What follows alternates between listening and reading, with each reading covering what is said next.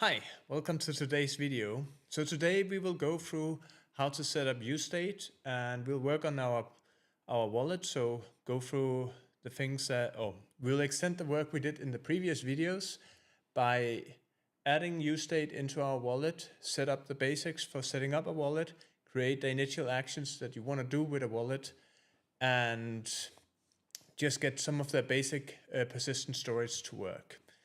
And so this is important such that when you are using your wallet, that you have the feeling that it's persistent. We're going to do this using local storage in the browser in such a way that we don't need to create a backend just yet.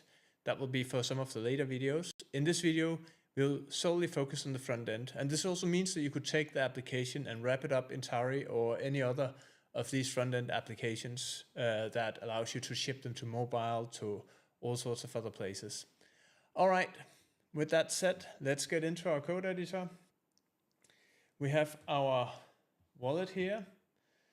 And the first thing we want to do is go back to the terminal and go into the wallet piece. Then inside this one, let's see, I think we already have the wallet API, don't we? We do. And so inside the source, wait a second. Okay.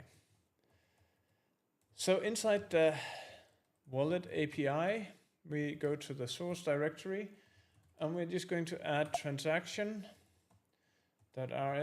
and wallet.is.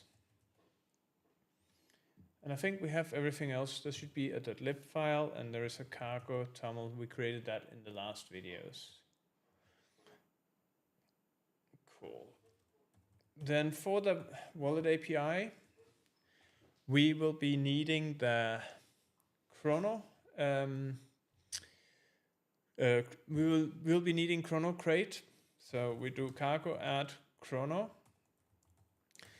And for this, we'll want to have features cert, which allows us to serialize and deserialize. We will want to have wasm bind, which will make sure that we can use this crate for wasm. And we will also want to add cert into our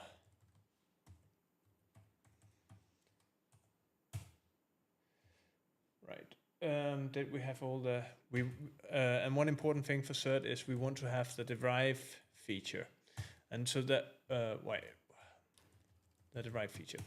So the important thing here is to get the derive feature so that we can just add the derive macro onto our structs and just automatically get serialization and deserialization working for that. Finally, we want to have a crate called Rust macros, Rust decimal. So we want to have a crate that's called Rust decimal. We do cargo add Rust decimal. And we are adding the feature cert str, which just means that when it serializes and deserializes this decimal, it will be serialized into a string and back from a string into a Rust decimal. We also want to have the crate Rust macros, Rust decimal macros. And so this crate just helps us, gives us some shorthand notation for doing things with the Rust macros library. Okay, with that said, I think the next step is going to the wallets directory, the screens directory. So the next step we will create the files we need there. And so we haven't created the setup directory yet, so that will be the first thing we do. So this will be located under components. We'll have setup, and then we will create following files. So we do, let's just copy that. We'll do mod.rs and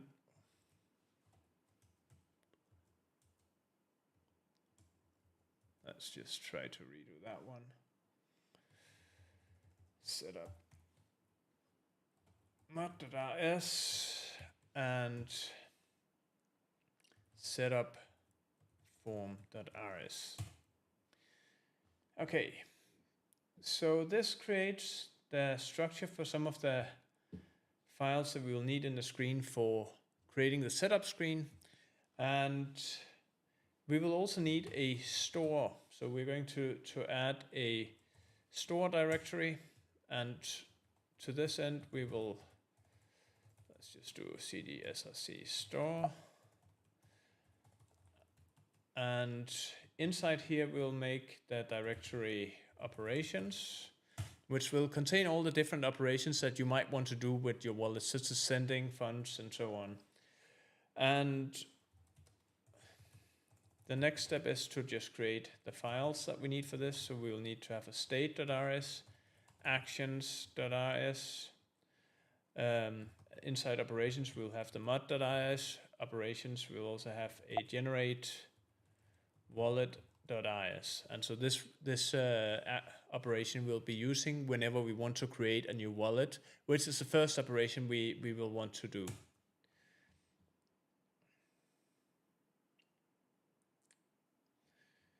Good.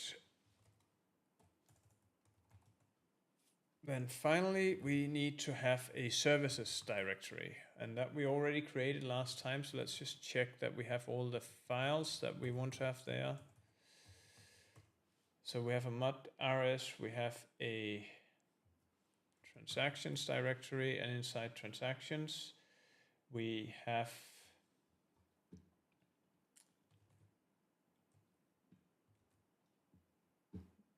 mod.rs transactions and status, but we also want to have a encryption file. So we're just going to touch that one. So this one will be used for encrypting and decrypting our wallets.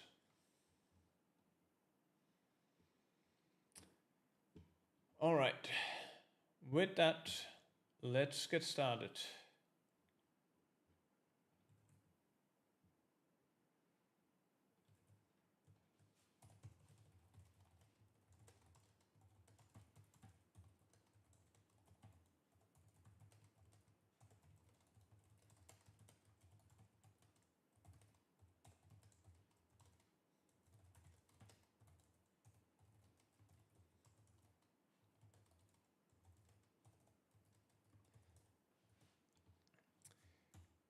Getting back to our code editor, the first file we want to look at is our API. So inside the API, we have this transaction file, and we have a wallet file, and we need to add things to these ones in order for us to build out our wallet.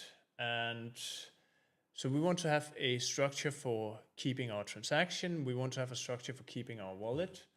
The first one is transaction. For that one, we will have a timestamp, and we need a date, time, and UTC. We also need to have support for ethers, types U256, and we need to be able to serialize and deserialize.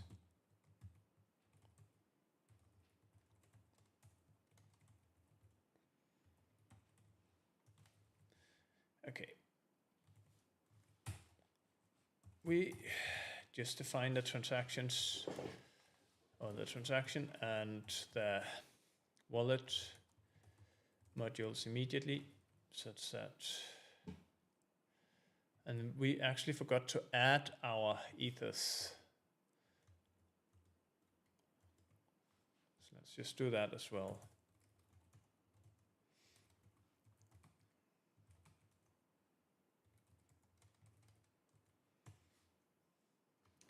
And let's just see, do we have all the things we need to have here? I think so. Okay, cool.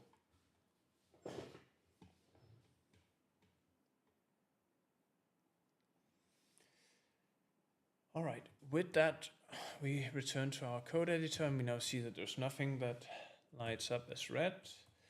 Then we start out by deriving the things we want. We want to be able to debug, we want to be able to clone, we want to be able to compare, and serialize and deserialize. And we want the struct to be public. Transaction.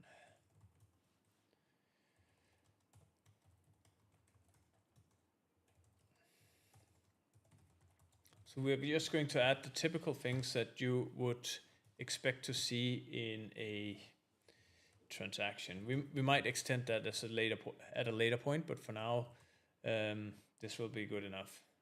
C and string.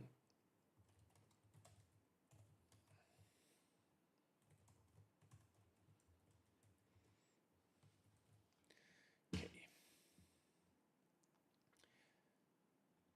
Next, we go to the wallet. And pretty much the same story. Let's copy these things over. But instead of this one, we'll be using Rust decimal.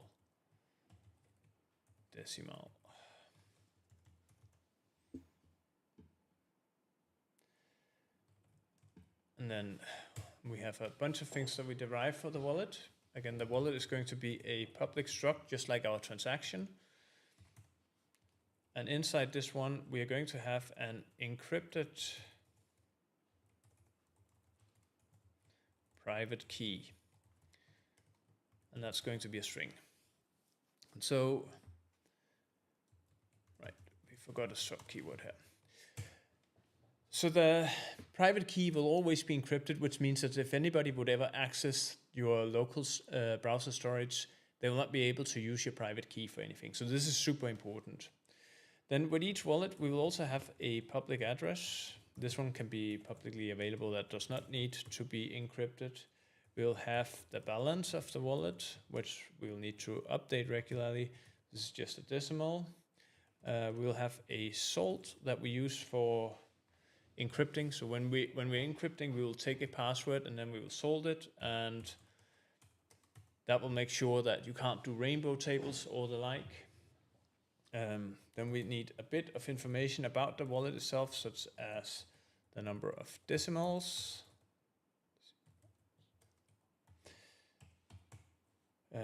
We also want some metadata.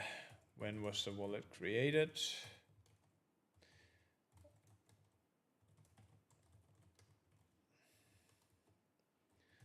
And when did we last update it?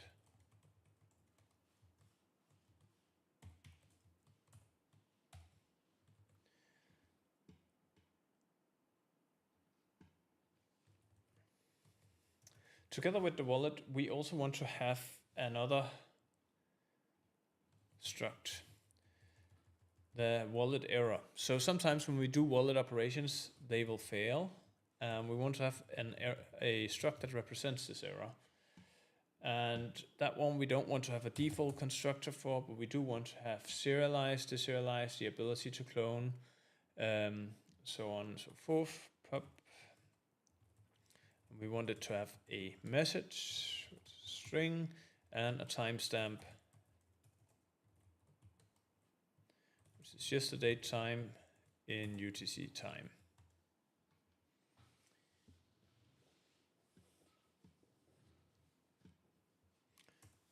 And then we will implement a custom default constructor for this one.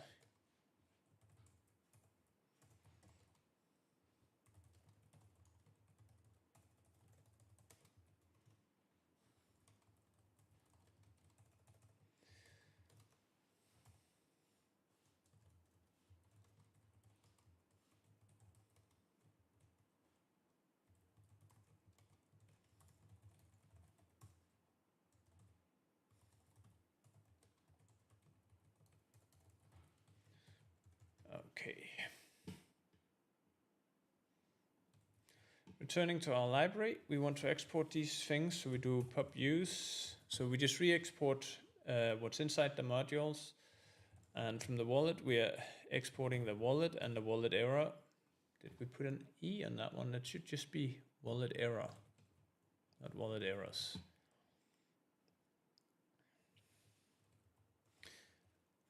And we also re-export the transaction.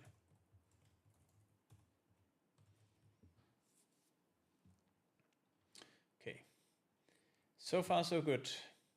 Next file we want to look at is the setup form. So that one I thought we had created that one, we clearly haven't. Let's see.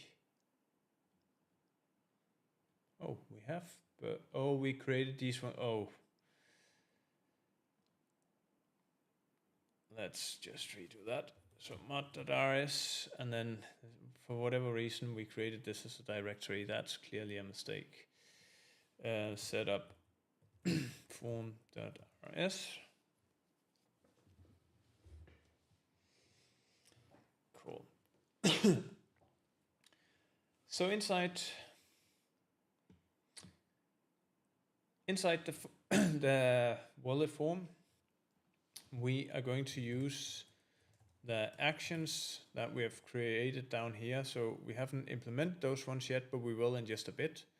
We're going to pretend that we already have implemented them though. And so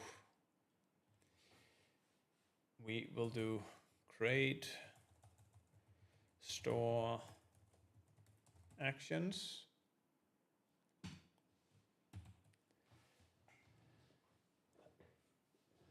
Well, actually create store, and then we'll just do wallet action.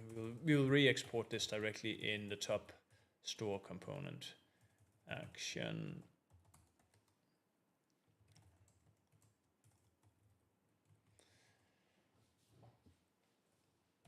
Then we need to use some ethos. We will need to use some functionality from ethos. So we want to be able to use the BIP 39 and 44. And so for 39, we need to have an English dictionary, and we need to implement this mnemonic generator. We also want to import websys. So we need to have the submit event, because eventually we're going to have a form and you're going to press the form saying submit, and that should create our new wallet. And so in order to do that, we need to have the submit event for the callbacks. Finally, we'll use prelude start and use Yewdux. So Yewdux is the framework we're using for the storage. Okay. And so the first component we'll be doing is the setup component. So this is a function component. We're just going to call setup form.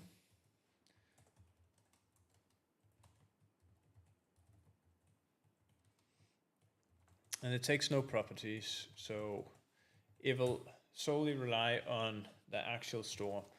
We don't need the value of the store. We're just going to create a form that can dispatch for now, because at this point there's no point in checking whether the wallet already exists. So we'll extend this a bit later on. So to get the dispatcher, we do use store, and then we're using wallet store. We are also going to add this mnemonic,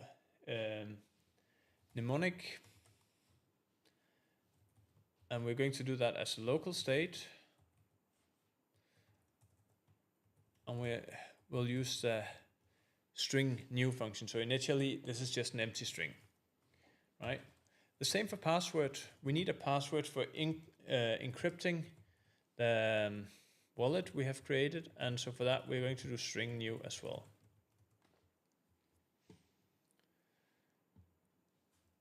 Once you press create, we want to be able to generate the actual wallet. Generate.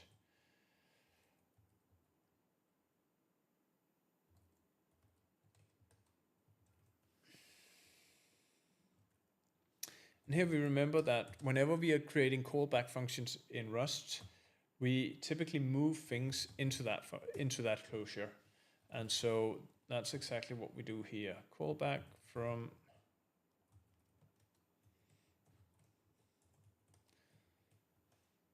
and so what this will do is it will move the mnemonic variable into this closure. Then we do a thread RNG.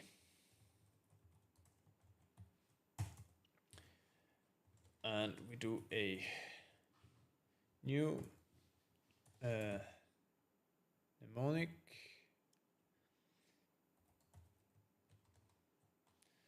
And for this, we will just look up the documentation for how we use this one.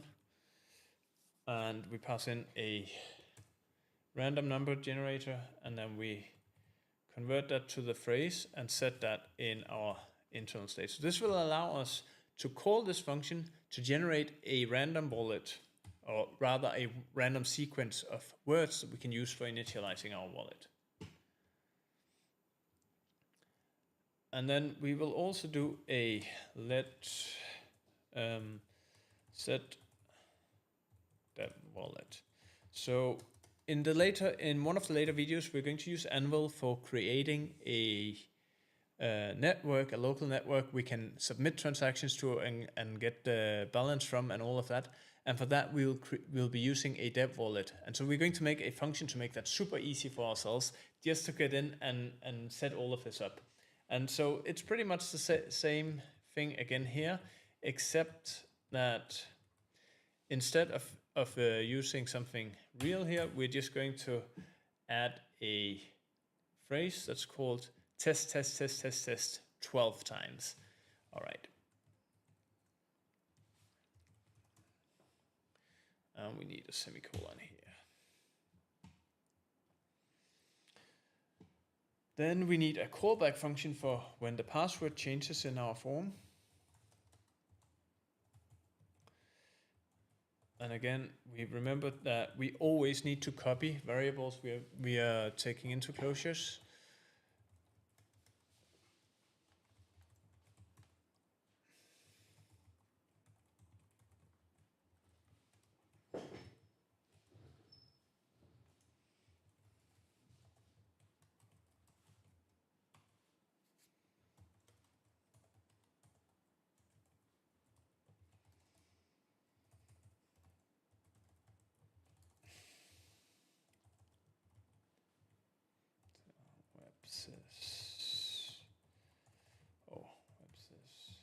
HTML input element dot value. Okay, so what we do here is we now get the input element from the event and add that into so we get the input element and we get its value, and then we're using that value to just set the password.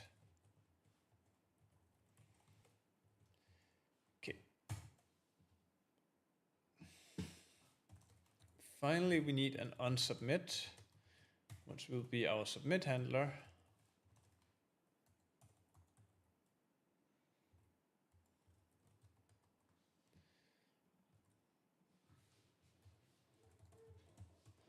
We'll need a password, which is the password.clone. And we'll need our dispatcher.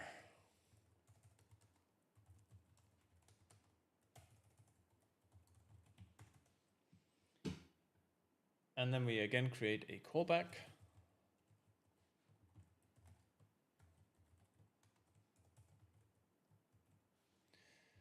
This time the event type is submit events.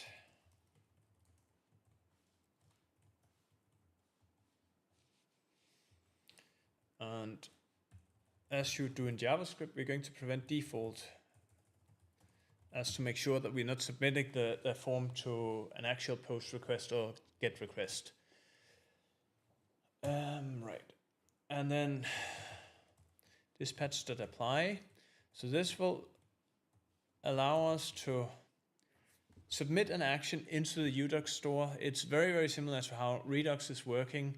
You use the dispatcher to dispatch an event, and that event will then be picked up by the reducer, and the reducer will use this to update the state. In our case, we're going to have a action called wallet action generate wallet, and this is going to be a struct, and inside of that struct we're going to add the password and the mnemonic, the mnemonic. All right, cool.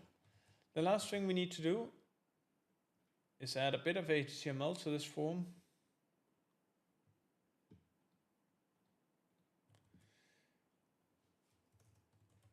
And so all this does is it adds a button that allows us to set up the wallet. We have an input for the password. We have an input for setting the test, the dev. Let's just check we did call this the right thing. Yeah.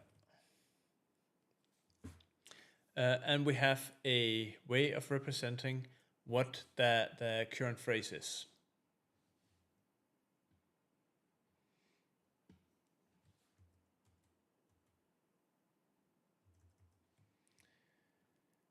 Cool. Next thing we want to do is go here and define, or just pubmod setup form. And we also want to re-export this, so pub use setup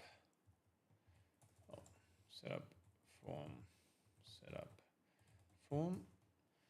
And finally, we want to create a wrapper component for this. So we're just going to call this wrapper component setup, and that will just contain a section with some HTML formatting this nicely on our screen, allowing us to set up our Ethereum wallet. Right. Final step is to declare the module for setup here.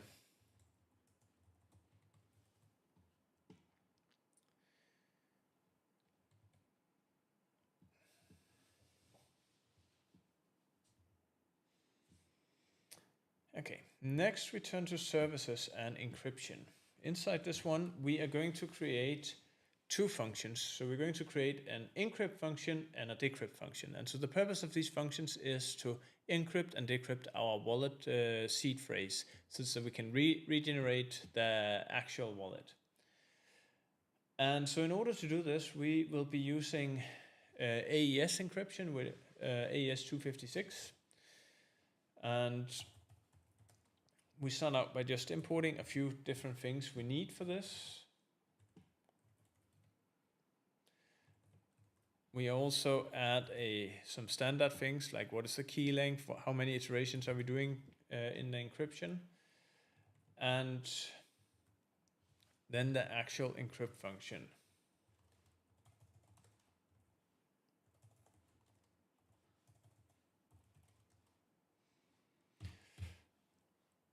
And so our starting point is an empty array of key length.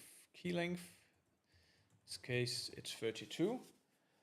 And then we use the library pbkdf2, and then we derive a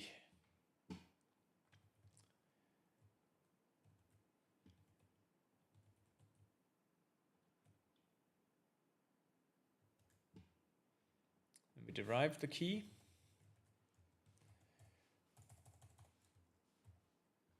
By doing 10,000 iterations and using this SCH 256 hashing algorithm. Right, so we take our salt, we take our password, and so the salt, if you remember that we had put into our wallet, we have the password, so salt and password put together, and we are adding that into our derive function, which will make sure that the password is getting salted sufficiently many times that it's very, very hard to do a rainbow table. Now the final key for encryption we store in key. Right, and then the last bit is just to do the encryption. It's a cipher.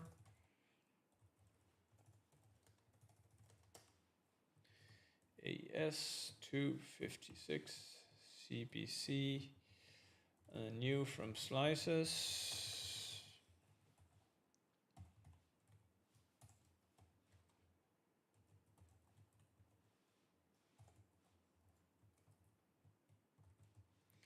And so this creates our cipher that we will be using for encrypting. And then we encrypt the plain text using encrypt vector. So we have the cipher here, we encrypt the vector, and we convert that plain text into bytes. And this is what's returned as a vector of bytes. Decryption algorithm or implementation follows the exact same structure.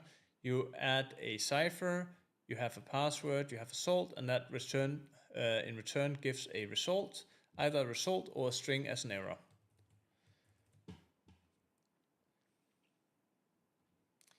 Cool. Then next step will be inside our services. We need to declare our module encryption.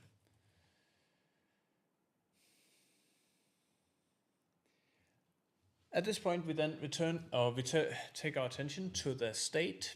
This is where we will be storing our wallet. And here we are going to create a state that contains the wallet and potentially contains the transactions that we have submitted in the past. But let's start out with the wallet. We'll be using cert for deserialization. Deserialize and serialize, this should be called, not deserialization. And we will be using the wallet API. And inside the wallet API, we have defined the transaction. And we have defined the wallet.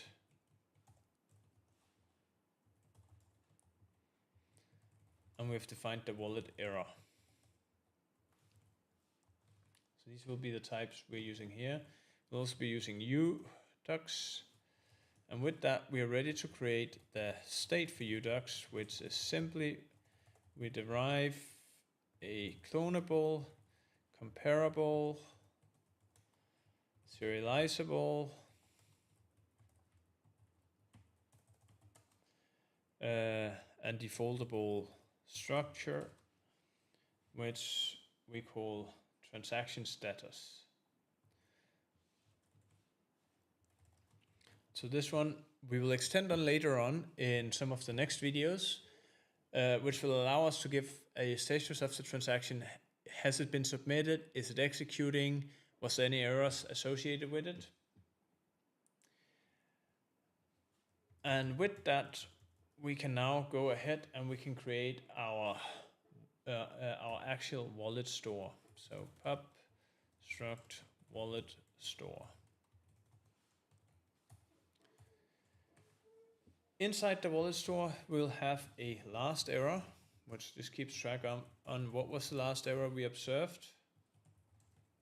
This is optional because there might not be any errors, but maybe there will be. The same with wallet. When you first open up the application, there will not be a wallet. First after you have initialized it, will we have a wallet, so therefore this needs to be optional as well. Transactions will be a vector of transaction.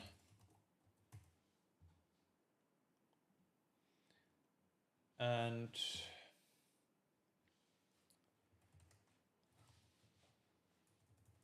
then for simplicity, we're going to just add a single transaction status here, which is just the status of the transaction we're currently looking at. Transaction status. So the idea here is that when you submit a transaction, we're looking at the transaction as it progresses, and we want to continuously update the status such that you have a screen saying, okay, the transaction is pending, the transaction is submitted, accepted, mined, and executed, right? And we want to be able to do these things. Finally, inside the reduce itself, we want to be able to do subsequent updates. So that is, when you have sent one update to submit a transaction, we want to be able to send another update that updates the status of that transaction. In order to do that, we will need a dispatcher. And the dispatcher must be optional, and the field must not be serialized, because we cannot serialize a dispatcher. And this is the reason why we want to make this optional. And so it's a dispatcher for wallet store.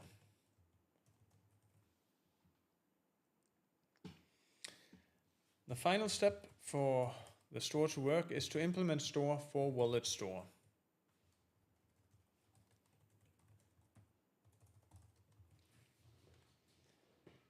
Okay, and this is done by creating new. And so whenever you create a, so the new function for the store trait takes a Yewdux context as its first argument, and we need that context to create the dispatcher.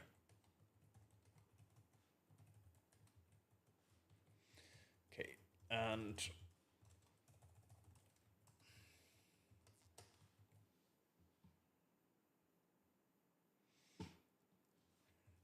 let's start out by creating the dispatcher.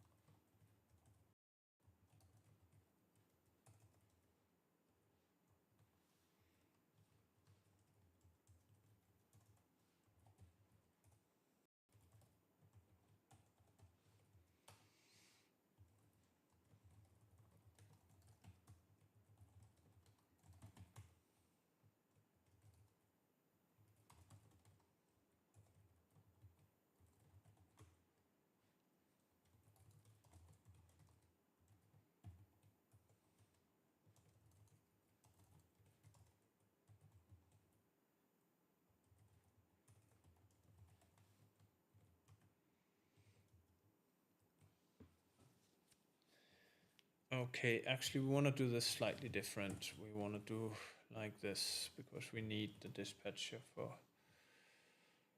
or do we? No, we actually don't. Let's see, this should be fine like this. We might want to use the dispatch later on in some of the logic. Then we should also implement should notify.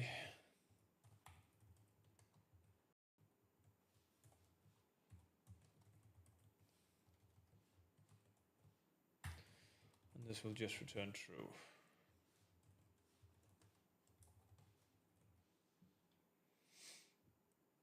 Okay, cool. This is our basic store. Let's turn to generate wallet. So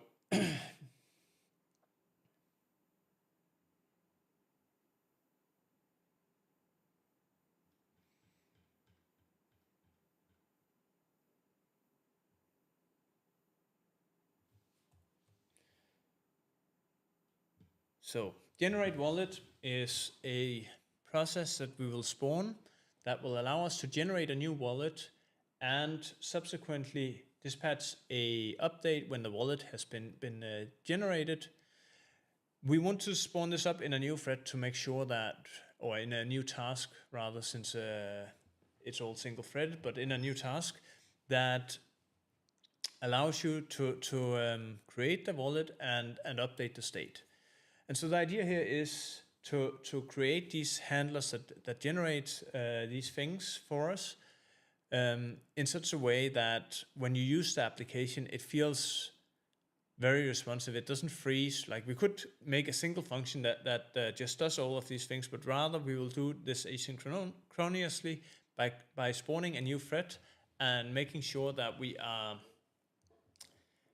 doing this in a process that does not delay the user interface, right? And in order to do these things, we will have a bunch of different things we will include into our system. So we will add, we'll be using base64 for encoding the address. We'll be using chrono for time, and Rust.sml and API types we have used.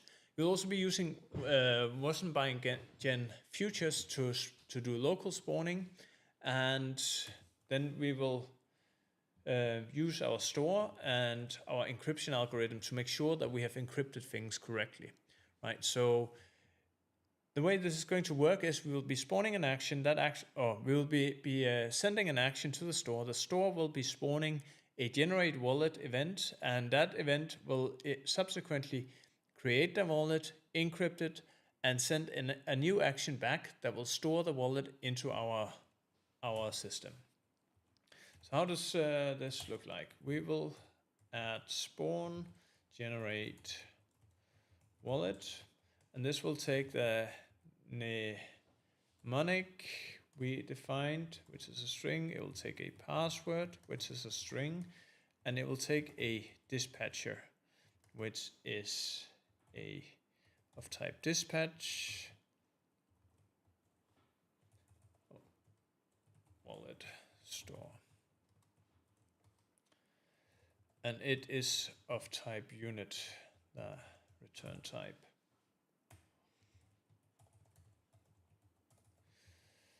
Then the only thing we'll do inside of here is spawn local async. We're moving everything into the async context. So we're spawning this async task, and then we're moving everything inside of the async context, which means that the function will return pretty much immediately.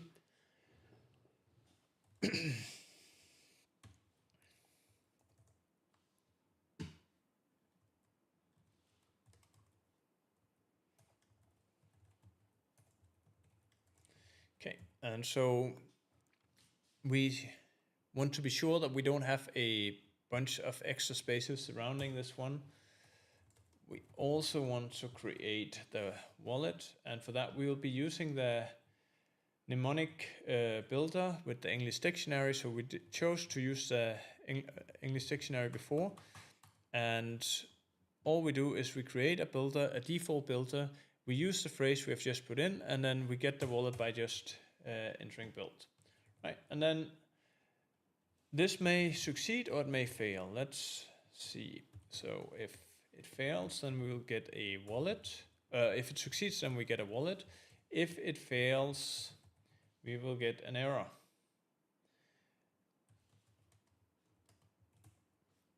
And if we get an error, we want to dispatch, apply, wallet action, set error.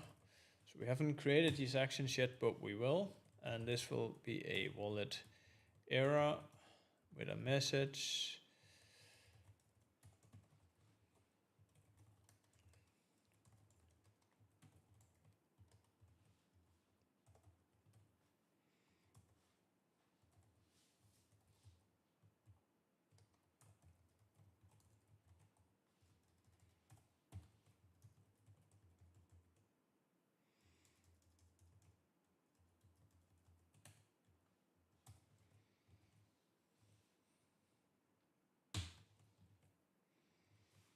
So that was our error path. If, on the other hand, things succeed, we want to get the address out of the wallet. We want to get the unencrypted private key.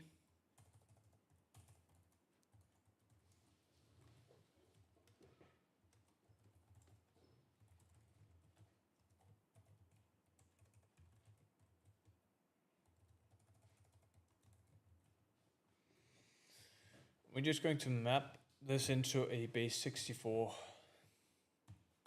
format. Or rather, sorry, a hex format.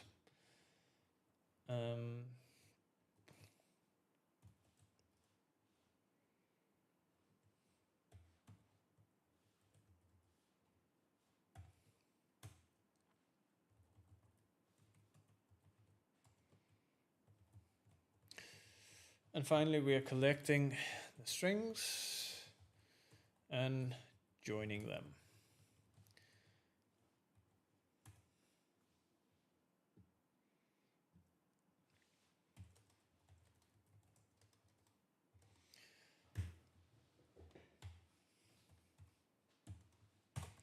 Then the next thing is we will create a unique salt for our wallet. To this end, we'll use the thread random generator and just fill the salt with random values.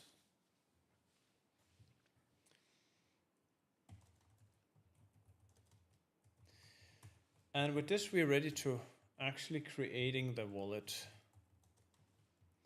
So we have the encrypted private key, which is a general purpose standard encode. So we're encoding the encrypted private key. Wait, we forgot to encrypt the private key. That's a bit of a problem.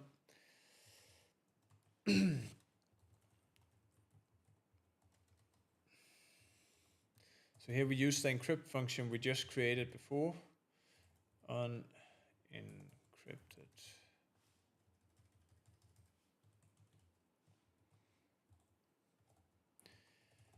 Add the password and the salt.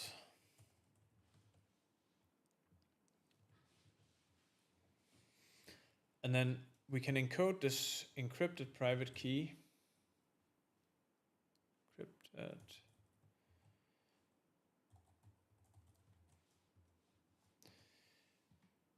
And we just fill out the remainder of the wallet. So now we have our new wallet. The address is simply just the address that we put together here. We got up here. We're just formatting that into a string so it looks nice. Decimal, we assume that the balance is 0. It might not be if it's a wallet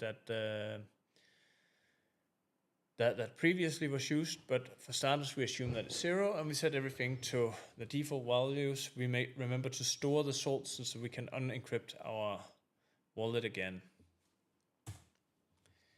Okay, and as the last step here, we will dispatch a wallet update, which means that we'll take the wallet we have just created and we will set it in our store.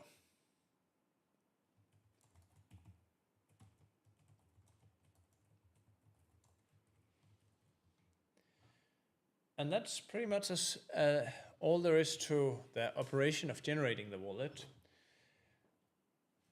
We, of course, need to remember to declare the module generate wallet.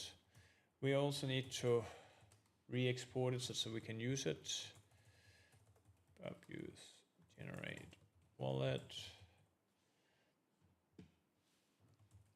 Spawn generate wallet. Okay. And it occurs to me that we haven't defined a module here. Let's just do that. Pub/mod operations, pub/mod state, pub/mod actions, and we add that in here. Pub/mod store. Okay.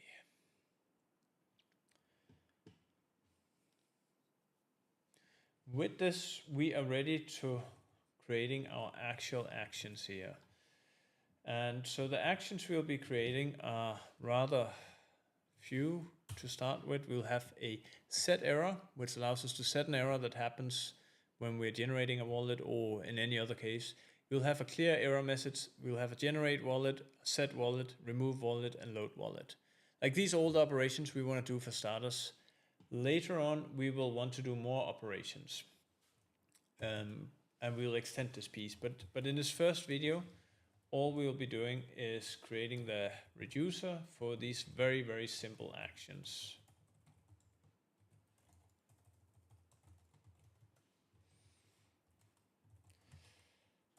And so the reducer trait is defined in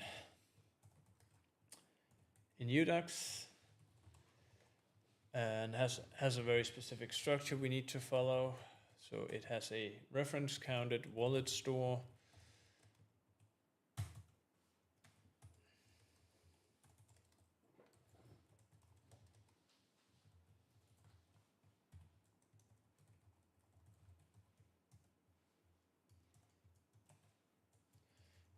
let's see. That didn't look right. And the new state is what we will be returning. So basically the way this works is exactly the same way as you would expect in a normal Redux.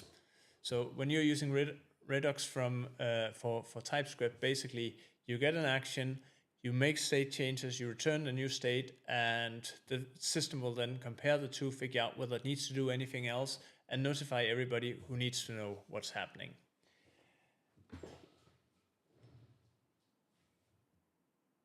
And this will be the last piece we're writing in this video, and then in the next video we'll continue this work and finish the state. And so, since reducer is written for the action, we are actually matching on the self, and we have a bunch of different. Well, we actually have them all up here, right? So we're just going to take these ones and do like this.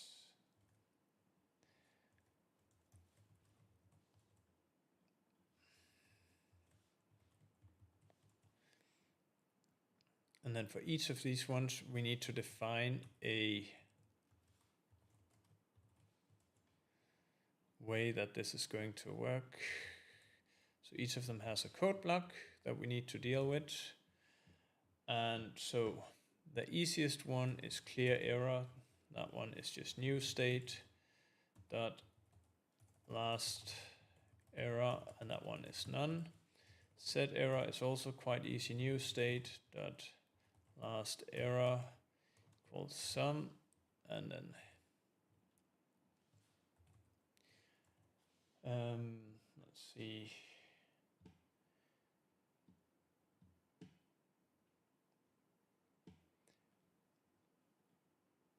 Wallet is also rather straightforward.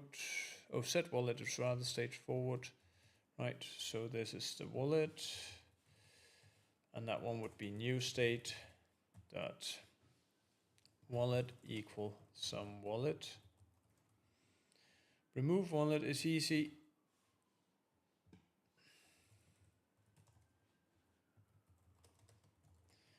Load wallet is a placeholder for later on.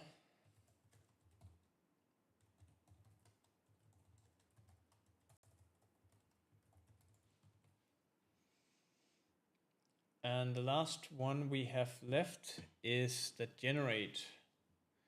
We don't need these ones.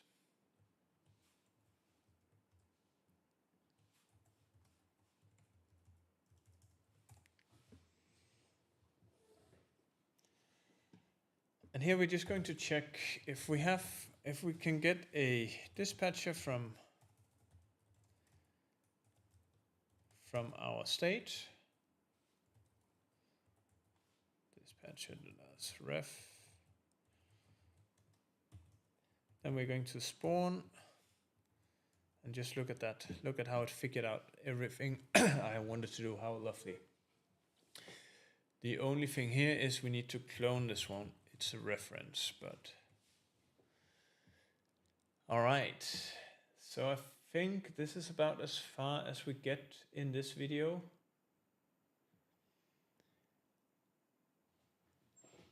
In the next video, we'll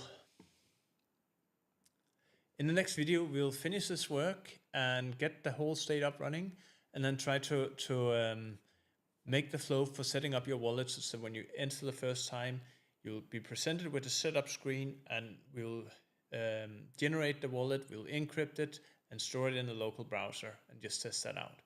I hope you enjoyed this video. If you did, please subscribe, and see you in the